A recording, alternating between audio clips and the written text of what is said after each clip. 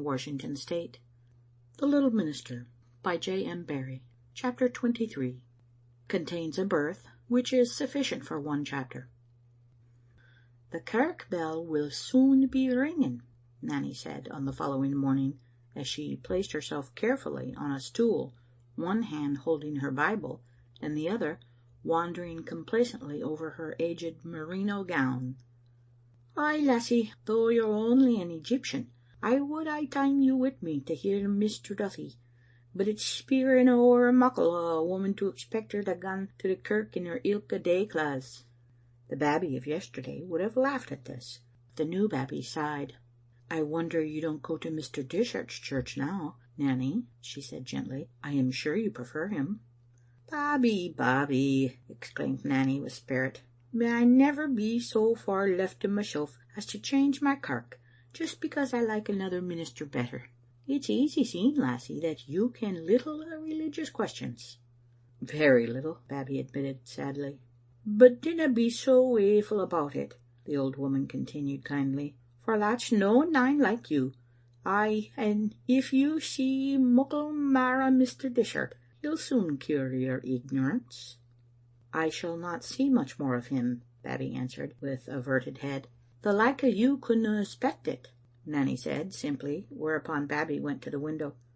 "I had better be stepping," Nanny said, rising, "for I am aye late unless I'm on the hill by the time the bell begins. Ay, Babbie, I'm doubting my merino's no sair in the fashion." She looked down at her dress, half despondently, and yet with some pride. "It was 4 pence the yard, and no less," she went on, fondling the worn merino, "when we bocht it at Sam'l Curr's. Ay, but it's been turned 6 times since syne." She sighed, and Babbie came to her and put her arms round her, saying, "Nanny, you are a dear." "I'm a gey old farrant looking dear, I doubt," said Nanny ruefully. "Now, Nanny," rejoined Babbie, "you are just wanting me to flatter you. You know the merino looks very nice." "It's a good merino yet," admitted the old woman, "but oh, Babbie, what does the material matter if the cut isna fashionable? It's fine, isn't it, to be in the fashion?" She spoke so wistfully that instead of smiling, Babbie kissed her. "I'm afraid to lay hand on the merino, Nanny, but give me off your bonnet, and I'll make it 10 years younger in as many minutes." "Could you?" asked Nanny eagerly, unloosening her bonnet strings. "Mercy on me," she had to add, "to think about altering bonnets on the Sabbath day. Lassie, how could you propose sic a thing?" "Forgive me, Nanny," Babbie replied so meekly that the old woman looked at her curiously. "I dinna understand what come ower you," she said. "There's an unca difference in you since last nicht. I used to think you were mair like a bird than a lassie, but you've lost your daft capers o' singing and laughing, and I take it ill wit. 2 or 3 times I've catched you greeting. Babbie, what has come ower you?" "Nothing, Nanny. I think I hear the bell." Down in Thrums, 2 kirk officers had let their bells loose, waking echoes in Windyghoul as one dog in country parts sets all the others barking. But Nanny did not hurry off to church. Such a surprising notion had filled her head suddenly that she even forgot to hold her dress off the floor. "Babbie," she cried in consternation, "dinna tell me you've gotten ower fond o' Mr. Dishart." "The like of me, Nanny," the gypsy answered with affected raillery, but there was a tear in her eye. "It would be a wild, presumptuous thing," Nanny said, "and him a grand minister, but—" Babbie tried to look her in the face, but failed. And then all at once there came back to Nanny the days when she and her lover wandered the hill together. "Oh, my dawtie," she cried so tenderly, "what does it matter what he is when you canna help it?" 2 frail arms went round the Egyptian, and Babbie rested her head on the old woman's breast. But do you think it could have happened had not Nanny loved a weaver 20 years before? And now Nanny has set off for church, and Babbie is alone in the mudhouse. Some will pity her not at all.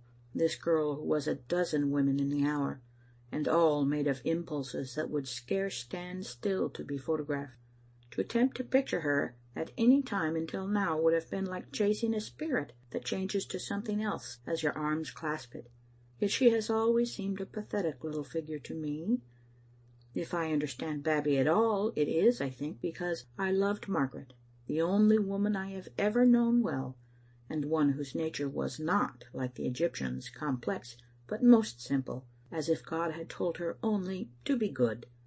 Throughout my life, since she came into it, she has been to me a glass in which many things are revealed that I could not have learned save through her, and something of all womankind, even of bewildering Babbie, I seem to know because I knew Margaret.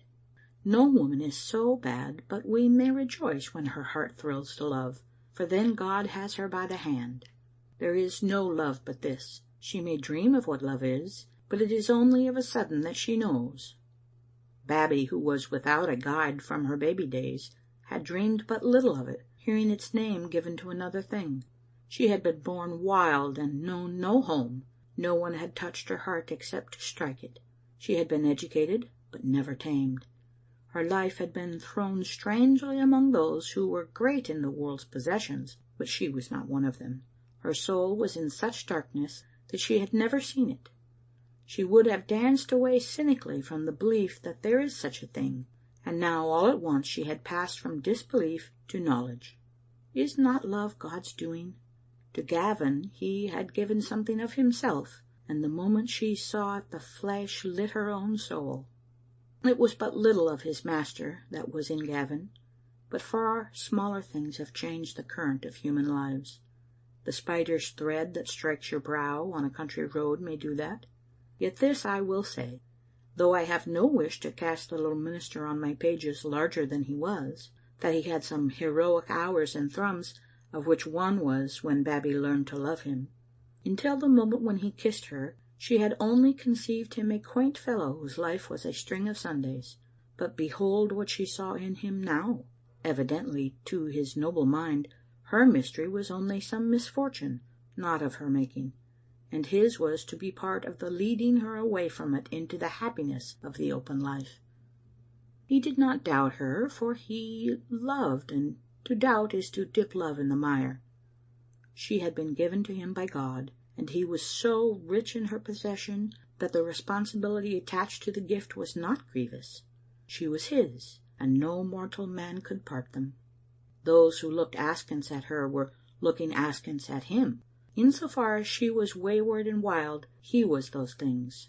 So long as she remained strange to religion, the blame lay on him.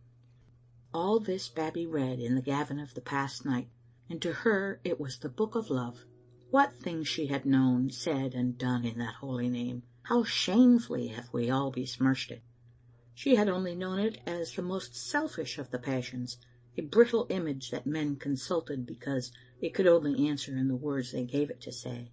But here was a man to whom love was something better than his own desires leering on a pedestal. Such love as Babbie had seen hitherto made strong men weak, but this was a love that made a weak man strong. All her life strength had been her idol, and the weakness that bent to her cajolery her scorn. But only now was it revealed to her that strength, instead of being the lusty child of passions, grows by grappling with and throwing them. So Babbie loved the little minister for the best that she had ever seen in man. I shall be told that she thought far more of him than he deserved, forgetting the mean in the worthy. But who that has had a glimpse of heaven will care to let his mind dwell henceforth on earth? Love, it is said, is blind, but love is not blind. It is an extra eye, which shows us what is most worthy of regard. To see the best is to see most clearly, and it is the lover's privilege. Down in the Audiobook kirk that forenoon Gavin preached a sermon in praise of women, and up in the mudhouse in Windyghoul Babbie sat alone. But it was the Sabbath day to her, the first Sabbath in her life. Her discovery had frozen her mind for a time, so that she could only stare at it with eyes that would not shut. But that had been in the night. Already her love seemed a thing of years, for it was as old as herself, as old as the new Babbie. It was such a clear delight that she clasped it to her and exulted over it because it was hers, and then she cried over it because she must give it up. for Babbie must only look at this love and then turn from it. My heart aches for the little Egyptian, but the promised land would have remained invisible to her had she not realized that it was only for others. That was the condition of her seeing. End of chapter 23.